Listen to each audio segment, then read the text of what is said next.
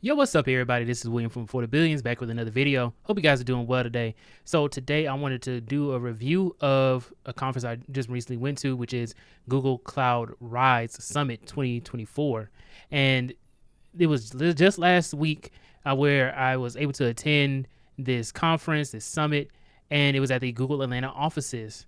So I'm going to go over just like pretty much the agenda that they had, some of the things they talked about, the things that they offered, and just kind of do like a review of it. So I'm going to go over and I'm going to show a video I put together as well and kind of talk through the video so that way we can kind of see, okay, what was this part? Like visualize the actual summit. So let's go ahead and I'm going to share my screen. Before I do that, please go ahead and hit the like button if you enjoy this type of content. It may be a small click for you, but it means a lot to me and I would really appreciate it. So let's go ahead and get into it. So this right here is the agenda from the Google Cloud Rise Summit. I made a video last month where I was talking about the application process for Google Cloud Rise, and I was accepted. Google Cloud Rise is for minority-owned business owners who are trying to scale their business by using Google Cloud. So that's the overall reasoning for the summit and the people who it serves, the total addressable market. I think that's what they call it. So let's go ahead and go through it. Let's go through the agenda and I'll show the video and then we can just give our review. So here's the agenda at a glance. Essentially, they had the opening keynote. And for the opening keynote, here are some of the people who were there. They had the VP of Global Head of Generative AI Solution Architecture, the Vice President of SMB Sales and Scaled Acquisition, and the Group Product Manager. All of them are working at Google. So I was able to attend the opening keynote. It was mostly talking about Google Cloud products and using generative AI and using AI for different use cases. Pretty much all the conferences I'm going to are talking about AI and what you can do with it, and using it for multiple different industries, whether it be manufacturing and logistics, whether it's software development or engineering of some sort. If it's law, they even talk about making sure that generative AI is following different policies. So you can't train your AI model on literally anything. You do have some checks and balances in place. And really quick, I want to say like a example, right? Is that people can tell that you are using their AI. For an example, there is multiple different generative AI art models that are going out there. So like a DALL-E is one of them, Leonardo AI, and there's a whole bunch of other ones. Bing has their own generative AI art tool.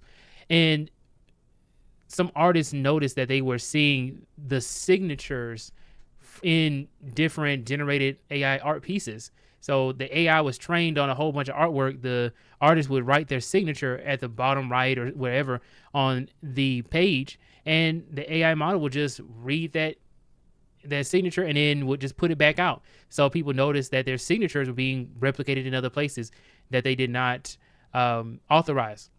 So that's why one of the policies for certain AI models is you have to let them know that your information can be trained on AI models. When I signed up for Substack for my newsletter, they asked me if I wanted to use AI for my newsletter or want to train AI on my newsletter. So it's one of those things that is very serious because a lot of people feel like their intellectual property is being overridden. But this is some of the things that we talked about, some of the things they talked about in the keynote about like security and all kinds of different things as well. So that was a very expansive type of topic. Let's go into the next one where they had like the panel. They're talking about the state of minority-owned businesses in the U.S. A very great topic. I was there for that one as well. Essentially talking about funding and how difficult it actually is to get your business off the ground without some sort of funding to actually build the idea. So that's one of the topics. There was a lot of other topics too, and I'm not going to too much get into for the sake of time. So this one here, right? So they had the coaching sessions for Rise Up For You one-on-one executive coaching sessions. And I was there. I did do the coaching sessions, not on this day, but on the second day. This is the first day. The first day was on May 29th. 2024.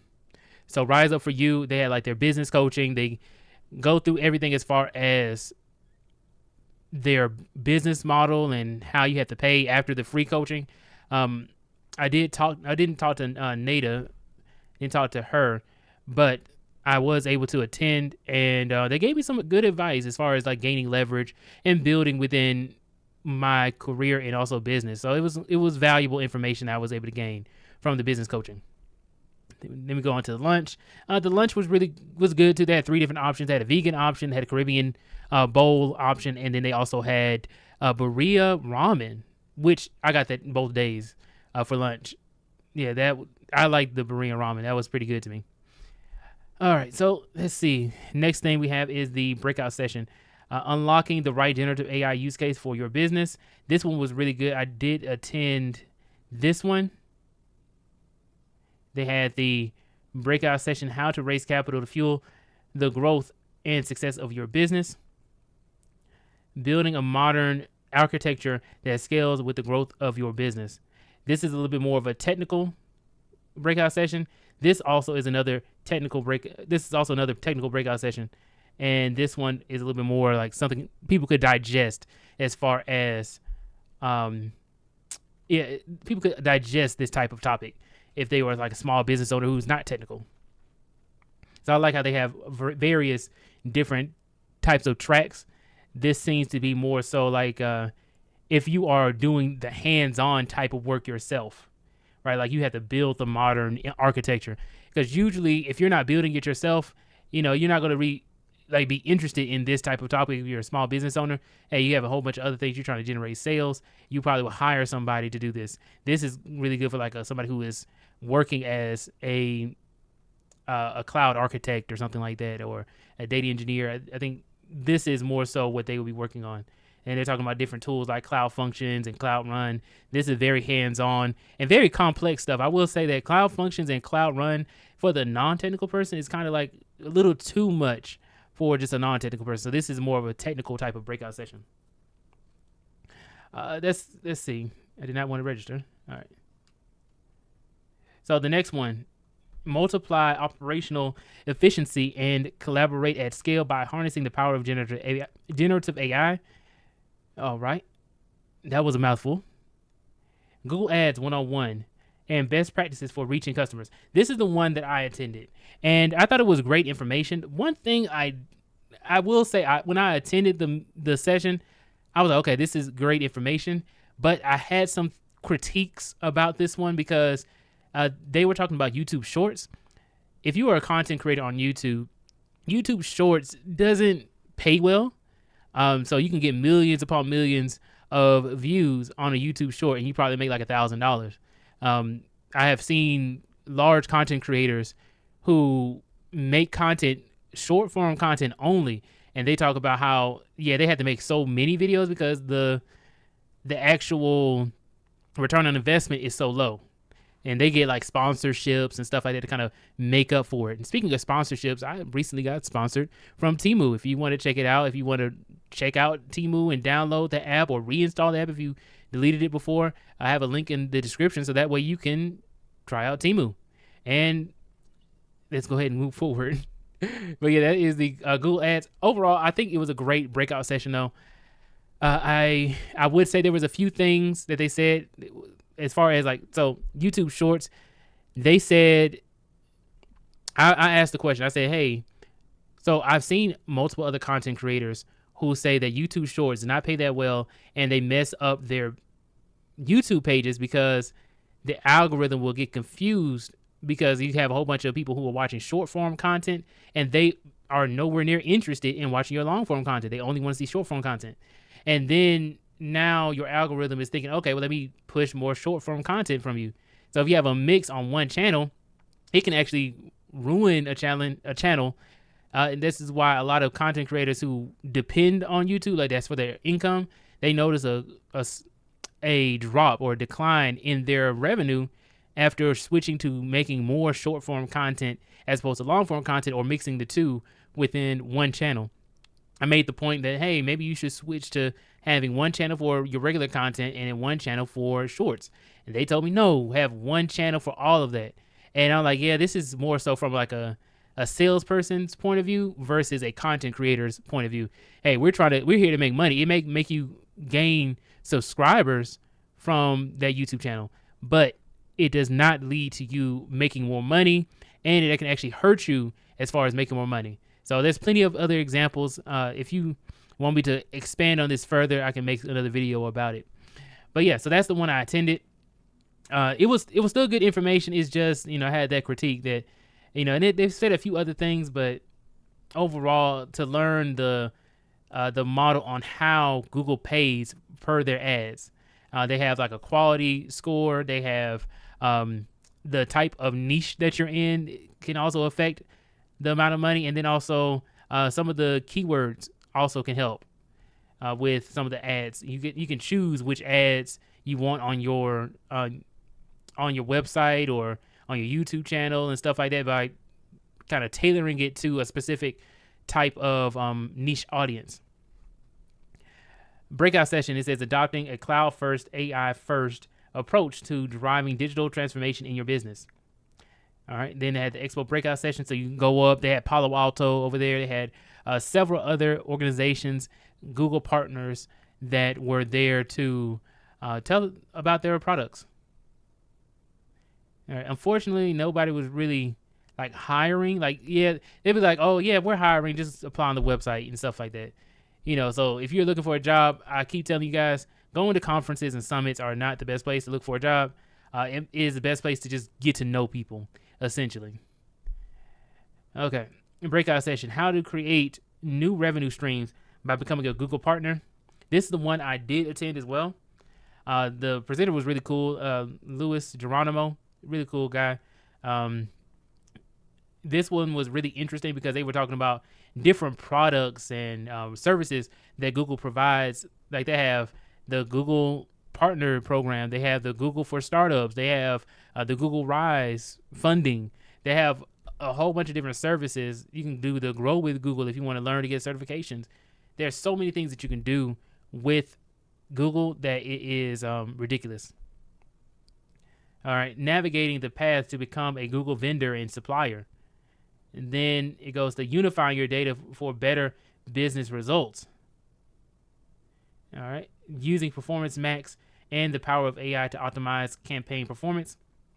And then the no-code application development for small businesses with Google App Sheet.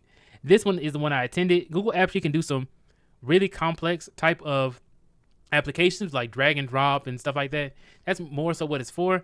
But when you think about it, if you wanted something custom, you most likely would have to do it yourself as opposed to using Google App Sheet. Another thing about Google App Sheet is that as far as the licenses, it's based off of per user as opposed to like a group. So that's what the guy was saying in the summit or in that breakout session, is that it can kind of get expensive when you have like a lot of people who are trying to use Google App Sheet. So that was the first day. Second day, a lot of things repeated. They were talking about AI again, the power of the one Google community. Unlocking the right generative AI use case for your business. So that was a repeat. Emotional intelligence for executive leaders, the number one skill you need now. Really good. Building a modern architecture that scales with the growth of your business. Very useful. They had a one-on-one coaching session. Multiply operational efficiency and collaborate at scale by harnessing the power of generative AI. Google Ads 101, the best practices for reaching customers. So there you see, it's kind of like a repeat. Adopting the cloud first, repeat. Then this is another repeat. The same one, repeat as well. So you can see there's a lot of repeats for the second day. Then this is what was really good was the workshops. I like that they had, it says a workshop lab, introduction to generative AI tools for small business success.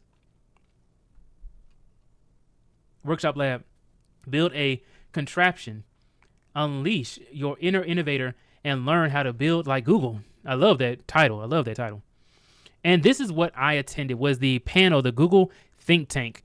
Very informative. I got to see a pitch competition firsthand. very passionate people talking about their products and their ideas and their business, and they were able to receive feedback. I recorded some of the sessions, and I found a lot of value from it. Overall, this was the most value that I have received from the summit. In addition to the networking was the best part. Then it was this think tank. I think that out of all of that, like, I learned things from the other sessions. This think tank was worth going to. I'm glad I was able to. I had to apply to go to the think tank. This was pretty interesting. I had to apply to go to the think tank. I applied to be a person who did a speech, who did a pitch competition, and I wasn't accepted for the pitch competition, but I was able to attend. So I was glad about that. One of the things that I found interesting, so the first people who gave their presentation, their idea was essentially like a food app that uses AI to track your specific tastes for food for like a date night, or if you are traveling to another location. Like, let's say I live in Atlanta, Georgia, and then I want to go visit Chicago, Illinois, and I have no clue what food is around me or the quality of the food. Is it the same type of food I would like based off of my preferences? That was their idea, and it was a really good idea, great app. Everybody liked it. They were very passionate. They sold us on the pitch. The next one was, and this is pretty interesting. The next presentation was talking about a inaudible QR code that can send to your phone and be able to track you for advertisements. So essentially it would say, okay, I'm going to send a sound signal that people cannot hear, that humans cannot hear, but your phone will pick it up. And then what it'll do is it'll confirm, okay, this person is in this room. And I can tell. So if I am listening to a movie, what they'll do is the company will say, okay, the movie is playing in your living room on your TV. I can send out the signal. It sends out to, like, you having like family night and you have 5 people in the same room. 5 people get a signal sent to their phone, and then the phone sends a signal back to them, to advertisers. And then it'll say, okay, well, in the movie, they're talking about this particular product. And then what it will do is say, okay, well, not only can we confirm that they're watching this all together in the same room, how many people it is, but then also we can say, hey, okay, they were exposed to this product. Let's go ahead and send them a advertisement on a social media platform for this particular product. So if they're talking about a TV in the movie, that, oh, I just got this brand new flat screen, what it will do is it will send the message to your phone and it say, okay, bring up a flat screen whenever you like look up something in an advertisement. It'll track you for like 3 hours straight. I thought that was really interesting. They even talked about like the paint that was on the wall in a scene on a reality TV show, and it showed up like, oh, do you want this color paint from Home Depot? I thought that was pretty interesting, but also pretty scary when you think about it, like being tracked in that manner. Thought that was cool. So then the third one, a lady who is coming up with trying to help people learn how to read, and more so like students and kids learning how to read and helping them with their speaking abilities. I think that was really interesting. It's like an application, and what they would do is they would speak into the microphone and read something, and then it will help them to fix their errors. So that one was really cool. And then the last one, I have no clue really what they were trying to pitch. It has something to do with electric vehicles, EVs, but I don't really know exactly what it was. I think what they were talking about was creating more EV chargers, like expanding the amount of EV chargers that are around the United States. So overall, that's what they were talking about, but I'm not exactly certain what they really wanted to do with that. So I'm not a person who has an EV. I'm not that privileged to where I have an electric vehicle, right? Not yet. I'm still before the billions. But anyway, let's go ahead and get into the next thing. Let me just show the video, and then we can go ahead and close out.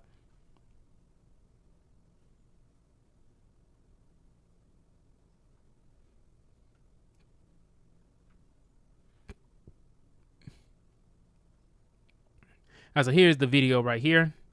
As you can see, this is the first panel that they were talking about with the state of black-owned businesses or minority-owned businesses.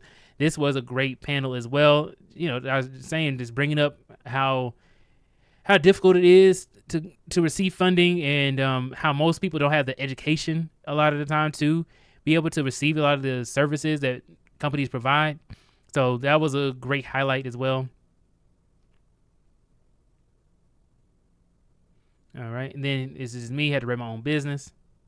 And a really great thing that made me feel really good was being featured on the Google Atlanta board in front of all these entrepreneurs and executives. I thought that was really great. It helped me to feel better about my business because I was in the room at Google Atlanta offices. And a lot of people saw me. I got a lot of visibility. It's a humbling experience to see that some things that I worked on. I'm gonna tell you guys, before the Billions, I incorporated it in 2020, but this was an idea all the way back from like 2013. Before the Billions was actually, you know what? It was 2012. 2012 was when I came up with Before the Billions, and I just stuck with the name ever since. It means a lot to me because I was kind of going through a hard time at that time, and I was like, hey, this is me before the Billions. So it's really great to see that my plan is kind of coming into action. All right. Then this is me and Dr. Dawn. We were both a part of the Russell Innovation Center for Entrepreneurs. So I had a great time seeing her. Very infectious person. Very, very great personality. And I really had a great time meeting these people. And this is another person I met earlier this year. Her name is India. Really cool. This is another breakout session that I really enjoyed. This one was talking about like different ways of using Google Cloud and essentially like the way that a data engineer would be able to utilize Google Cloud for their business. So I thought that this was really interesting. So they break down all these different marketing use cases. Okay, very great information. This is the panel, the think tank that started right afterwards. So here are the people here, the judges. Okay. I'm not going to lie to you guys, though. This guy right here, he reminded me so much of Lead Attorney. I'm not gonna lie to you. He didn't really exactly look like him, but he did remind me a lot of Lead Attorney. If you guys, I know most of my subscribers came from Lead Attorney. I will say that. But for people who do not know the Lead Attorney, please go ahead and check him out. He's the one who really got me started with YouTube. Really motivated me to continue on with YouTube. This is the first competition right here. So this is the first person. You can see how passionate he is. He literally was like throwing his hands and everything. This is the Sonic Messenger. This is the inaudible QR code. I thought was really interesting. This is the lady with helping kids to learn how to read.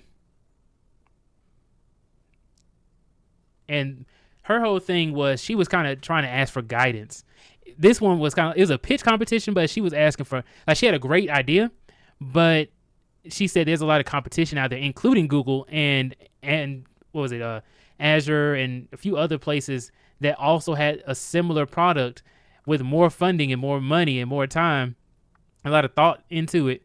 She even just asked, hey, should I even continue doing this? Which was interesting to see, for a pitch competition. Like, hey, should you pitching, but you asking, hey, should I even continue doing this idea? And they encourage her, say, hey, it takes a lot of passion to go through something like this. And she said she spent a lot of money and time on this. Is like her passion project.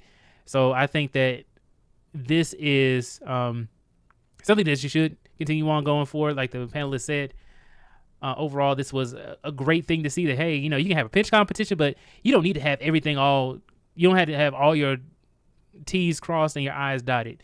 You can actually ask for guidance as well in the pitch competition. I thought that was interesting to see. This is the last guy. Like I said, this one, they were kind of giving him a lot of feedback, and they were talking about the electric vehicles, like his idea as far as expanding the amount of chargers that are out there. Now this one, I couldn't really resonate with it because I don't have an electric vehicle and I'm nowhere near in the position to get one. So it's kind of like, I don't really know much about it or how widespread the the need is for more chargers. But I'm glad that he was able to go up there and present his idea, get some feedback on it, and then he can go back and fine tune some things. I think that was out of all of them, I think this one was the most useful of the pitch competitions to see. Okay, you have an idea. Now let's give you feedback so that way we can figure out how you can make some money, or let's give you feedback. How can you scale it? Is it even worth doing? Is it something that, hey, maybe you need to change this about it, and receive that criticism so that way you can grow within your own organization or your own idea. So yeah, overall, this was the most useful for like people who were just watching it. So learned a lot. This is just seeing what it looked like in there. Right, they go to the expo hall. He goes on the breakout. Well, this is like the lunch area. Okay, and I think this is the end of the video. All right, guys. So with that being said, please go ahead and hit the like button, share, and subscribe to the channel if you haven't done so already. And also hit that bell notification icon if you want to be notified whenever I make new videos on YouTube. I appreciate you guys for watching this video, especially this long into the video. I really appreciate it. Please go ahead and also check out the links in the description down below so that way you can check out the Before the Billions newsletter that I've put out, the very first newsletter for the first time. And I got my first paid subscriber. I'm so ecstatic about that. So please go ahead and leave a comment down below saying congratulations if you have made it this far. And then also click the link down in the description so that way you can join the Before the Billions newsletter. That way you can join the Before the Billions Discord. That being said, guys, I will see you all in the next video. Thank you all so much.